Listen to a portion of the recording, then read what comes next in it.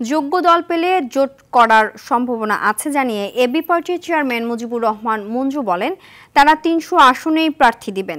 দুপুরে রাজধানীর এফডিসিতে ডিবেট ফর ডেমোক্রেসি আয়োজিত সুষ্ঠু নির্বাচনের জন্য নির্বাচন কমিশন, প্রার্থী ও ভোটারদের ভূমিকা নিয়ে ছায়া সংসদে বিতর্ক প্রতিযোগিতা অনুষ্ঠানে তিনি এসব কথা বলেন।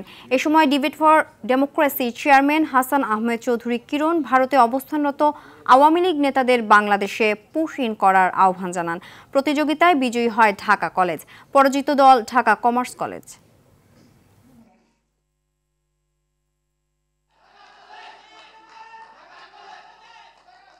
পিআর যদি করা হয় তাহলে পার্লামেন্ট কার্যকর থাকার সম্ভাবনা আছে, আদারওয়াইজ পার্লামেন্ট একদিকে ঝুলে যেতে পারে।